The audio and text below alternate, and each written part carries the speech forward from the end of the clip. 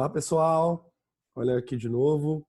Vamos dar continuidade na aula passada, falando sobre Fernando Pessoa, e hoje eu vou aprofundar em cima de seus principais heterônimos, aqueles que são cobrados e que estão sempre pintando aí nos vestibulares. Beleza?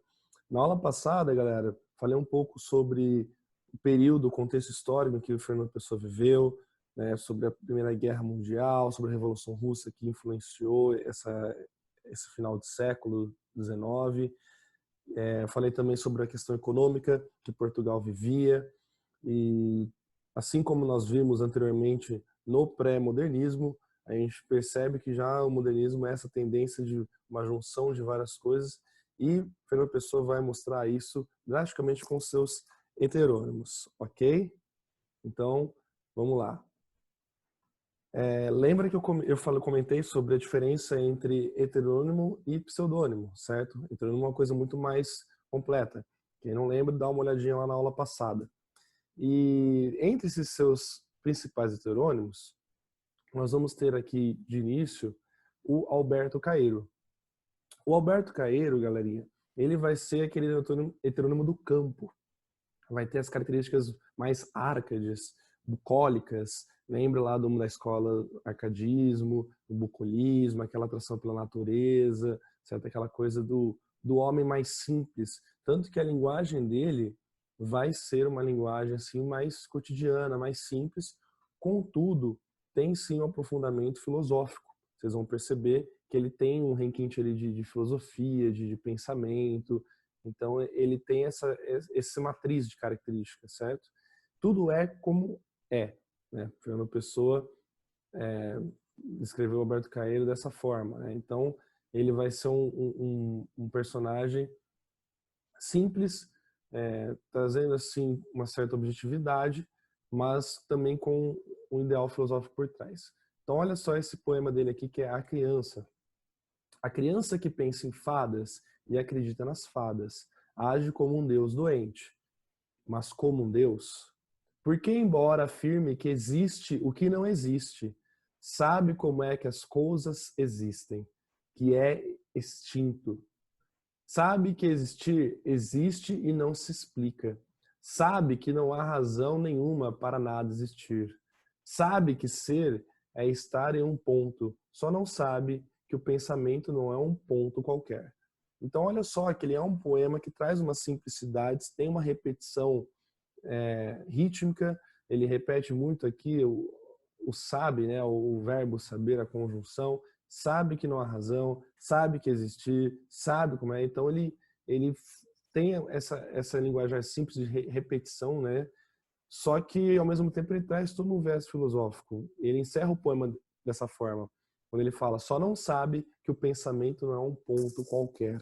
Então a gente sabe de muita coisa, mas tudo isso que a gente sabe não é qualquer coisa. Então olha só a questão filosófica aí do Alberto Caeiro, certo? O grande outro nome é o Ricardo Reis. O Ricardo Reis já vai ser o contrário. Enquanto o Alberto Caeiro ele era um homem mais simples, do campo, né, com características árcades, bucólicas, o Ricardo Reis já vai ser um homem já mais da elite. Ele é médico e ele vai trazer ali um aspecto mais clássico, uma adoração pelo passado mais tradicional, né, do clássico grego. Então ele vai trazer uma questão, uma linguagem mais requintada, e é perceptível isso nos seus poemas. Tem assim uma questão aristocrática, vamos dizer assim, né, de requinte. É notável também um aspecto do Carpe Diem. Lembra que eu já comentei com vocês que o Carpe Diem ele vai transitando ao longo da história, ele vai criando funções. O Carpe Diem do Barroco é diferente do conceito do Carpe Diem do Arcade, e assim como ele vai sucedendo. Então a gente tem ali formatos diferentes, eu já comentei isso com vocês. Se vocês quiserem, eu retorno essa dúvida, é só pedir. Vamos ver esse poema então do Ricardo Reis para a gente ver essa questão do clássico retomado aqui. Anjos ou deuses? Anjos ou deuses? Sempre nós tivemos a visão perturbada de quem acima de nós e compelindo-nos. Agem outras presenças, como acima dos gados que há nos campos. O nosso esforço que eles não compreendem. os coage e obriga, e eles não nos percebem. Nossa vontade e o nosso pensamento são as mãos pelas quais outros nos guiam, para onde eles querem e nós não desejamos. Então, olha só como já tem uma linguajar mais requintato, já tem uma questão ali,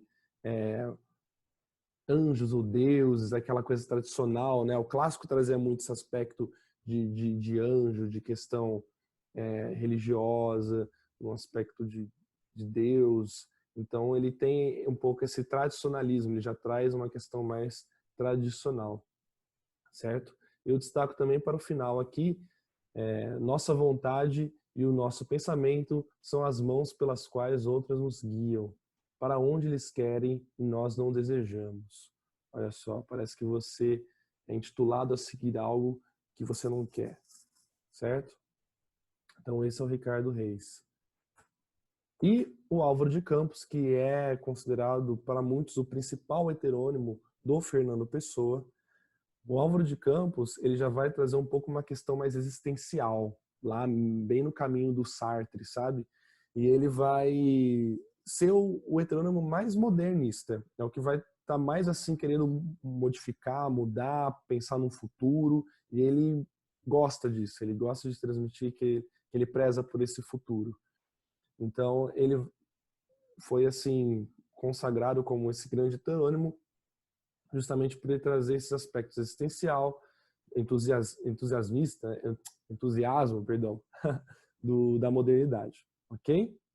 Só que é interessante também a gente destacar que ele tem uma certa angústia dentro dele, assim, uma angústia ali sobre a vida, sobre o cotidiano. Então, eu acho que ele torna ele assim muito agradável, muito interessante a criação literária do Álvaro de Campos.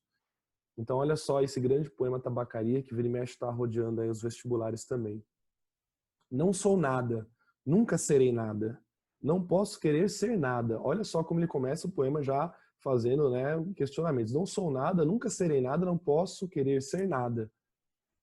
Olha só. A parte isso, tenho em mim todos os sonhos do mundo. Janelas do meu quarto de um dos milhões do mundo, que ninguém sabe quem é.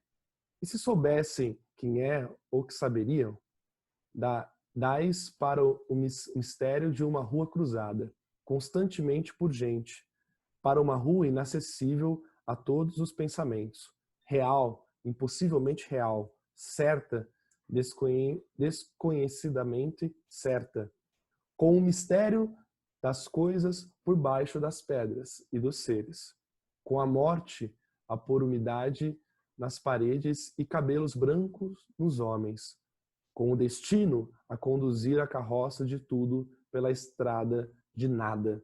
Então, olha só, ele trabalha a questão do nada, né? O que é o nada? O nada não ter existência, o nada ser algo que a gente não pode ser, mas ao mesmo tempo a gente é o nada. Olha só como ele traz essa questão existencial, também filosófica. Então é bem aprofundado. O Álvaro de Campos, perdão, ele é bem profundo nessa questão de viver, de existência, e ele também demonstra essa ansiedade pela modernidade, pelo progresso, certo? Então, pessoal, é isso. Esses são os 3 principais heterônimos. Na próxima aula eu vou trazer alguns exercícios para finalizarmos a Fernando Pessoa. Vamos fazer juntos aqui pelo menos uns 2 exercícios. E aí, posteriormente, eu mando para vocês uma lista de exercícios também para vocês praticarem. Qualquer dúvida, é só me procurar que eu respondo vocês. Tá bom? Um grande abraço, então, pessoal. Fiquem com Deus e até a próxima. Valeu!